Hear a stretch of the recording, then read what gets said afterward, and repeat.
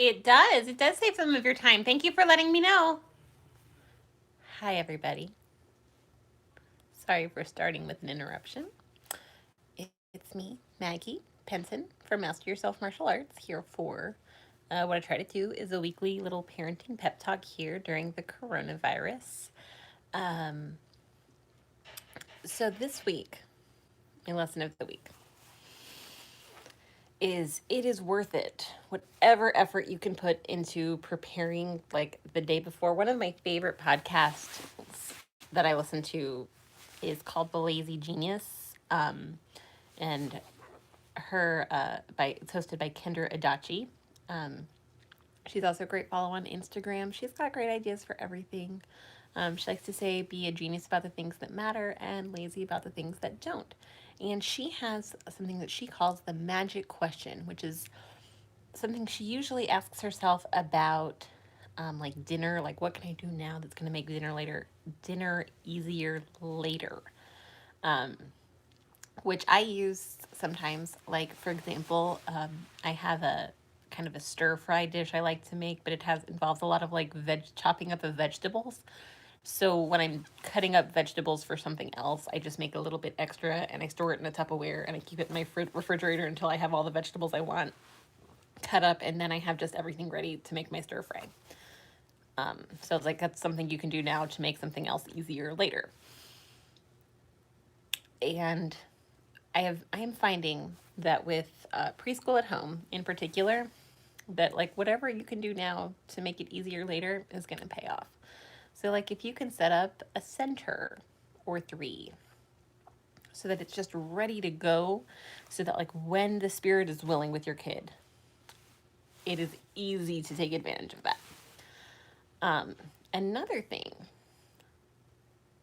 now this was kind of like my title for today's pep talk, is ask for help. Now, normally, I would say asking for help involves something like paying for childcare or getting a date night or letting someone physically help you, which, while we're practicing social distancing, may not be available in the ways that they normally are for you.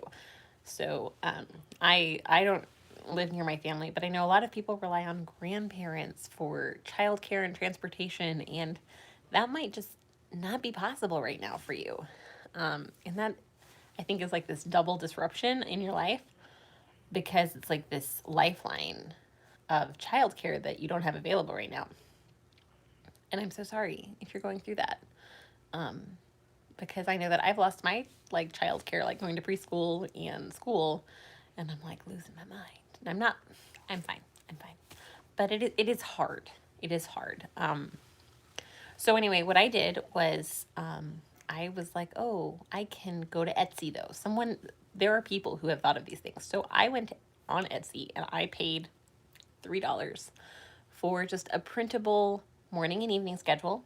And then I paid $5 for these cute little centers cutout things. I don't have them here because I don't think I'm allowed to share them.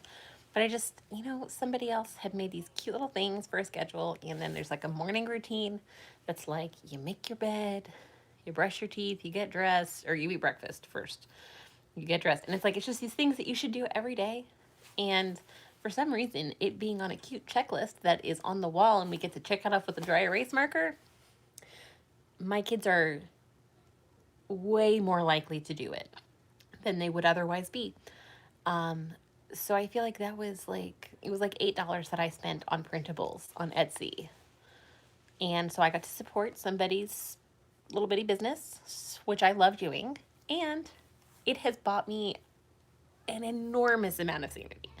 Um, and so I think sometimes just kind of thinking outside the box, like some of those things that you really do need, whether it's a checklist or a chart or something, and just maybe you don't have the mental space to create it. None of these things are hard to do, but like getting yourself to do them can be really, really hard. And don't please don't feel bad about that. The mental load of all of this is really, really hard.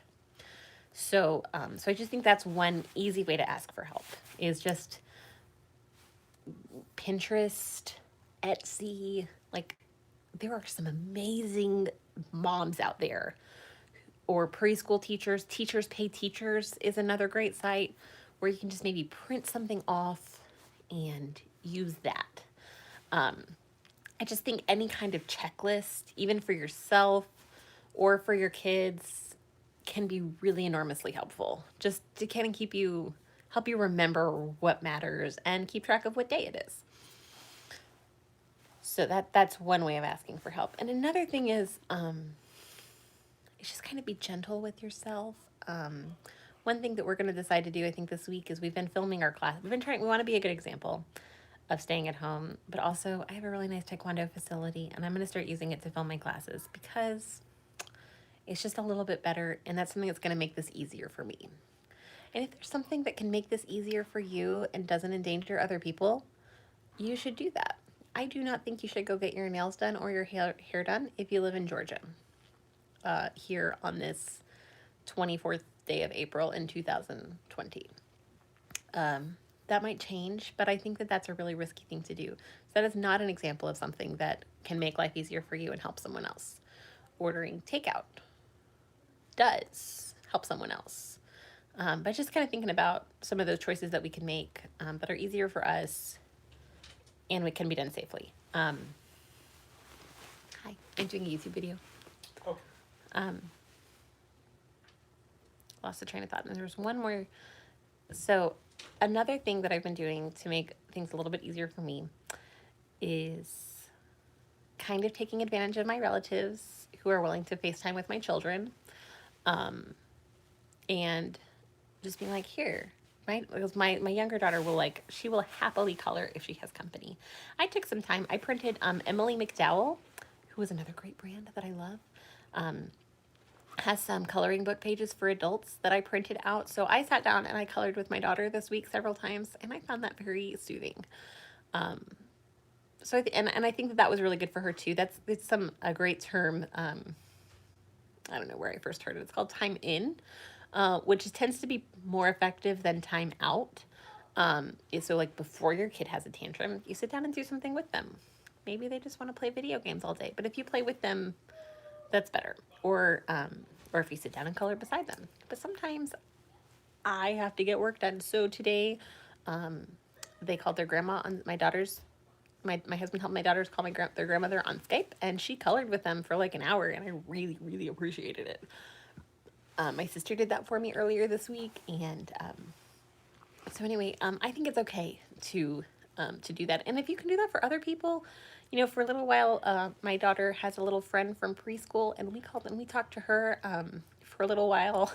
Well, and we were so happy to talk to her on the FaceTime and just kind of have that one-on-one interaction. So I think that's a way that you can help other people or ask for help, because it's obviously not the same as supervising your children, but it is a way to give them some human interaction. I think that's kind of a better use of screen time. I'm trying to kind of stack the quality of the screen time we're getting, because I do like to limit it, but that is not, we're not getting where I like to be right now. And so it's like, well, if you're talking to a real human, I'm going to call that the best use of screen time. And if you're doing something that's interactive, like my daughter loves these art classes, that actually she has a YouTube now. It's called Artist at Heart. She does paint parties, but she's doing these daily painting classes that my daughter loves to do. And so I feel like that's a good use of screen time. And another good use of screen. So anyway, I feel like those are the best ones. We're in a game where they're learning something or doing something, and I just kind of feel like that's the best. And I feel like what we're trying to avoid is just a lot of receiving, just plain TV. But it's hard. It's all hard. So ways that you can get help. One, check Pinterest, Etsy, see if there's some kind of a printable, some resource that somebody else has made that's just going to make this easier for you.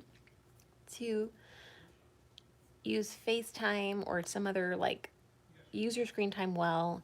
See if somebody else can kind of supervise or occupy or interact with your kids so you can have a little bit of a break. Another way we can ask for help is One thing I've been trying to do with my daughter who is in elementary school is just make sure I ask questions that I have. Like if, some of the stuff that she's doing is a little bit easy for her. And so I just asked the teacher, like, like, if she finishes all of her work for the week on Monday, like, what do we do the rest of the week? Um, and she gave us some great ideas for extra activities that she could do, things that would be a good challenge for her. And I really appreciate it. Um, so, they have teachers and they have great ideas. They know things that maybe you don't know. Um, the other thing that I have noticed is not as helpful. I don't know. I think it's really funny. Is a lot of people are like, oh, well, it's okay. I watched this hilarious movie that it's like, it is now okay to drink at 10 a.m. But I've actually found that cutting back on my alcohol is kind of better for me. Um, not that I like, not that I am like opposed to drinking or anything, but just a little bit less I find is better for me, just in terms of how we feel, especially the next day, and how well I'm handling things. So that's just a thought. And again, some resources that I've mentioned here. One, the Lazy Genius podcast by Kendra Adachi. Oh, which reminds me of the other thing is like anything you can do, like if you can like prepare some centers or assignments or ideas the night before so that they're ready to do in the morning, or if you wake up before your kids and can prepare some activities for them, that helps a lot. I don't do this every day, but when I do, it makes a difference. Okay, Kendra Adachi, Lazy Genius. She's on Instagram at The Lazy Genius. Her podcast is called The Lazy Genius Podcast. So good. 2, Artist at Heart Paint Party. She's on YouTube and Facebook. She does daily art classes. They're wonderful. You can do it with crayons, paint, watercolors, markers, whatever you have, you can do it. 3, another great resource is your child's teacher. Pinterest, Etsy, lots of great resources on Pinterest and Etsy. And then just a couple of nice things for you parents, or just, the Some Good News show with John Krasinski. I've just been watching that this week and it's been making me feel so good. So there you go. Those are my thoughts for the day. Some just little lifelines that have meant a lot to me this week, and I hope that they mean something to you. If you got other ideas, please leave them in the comments. I think that we're gonna get through this most effectively if we get through it together. And you guys keep staying safe out there. Make sure you keep practicing that social distancing. I know that it's been going on for a long time, but I don't think that we're doing a great job flattening the curve just yet. But we can do this. I know that it's hard, but we can do hard things. We can do hard things together, and we can do hard things in love. So remember, that's the thing. Be kind to yourself. Be kind to other people. Do something fun. Do something that watch something that makes you laugh. Do something that makes you smile. Enjoy the sunshine. That's my advice for the week. All right. And pardon my hair. I'm having a crazy hair day. I didn't bother today. So there you go. Sometimes we don't bother. All right. You guys take care. Bye.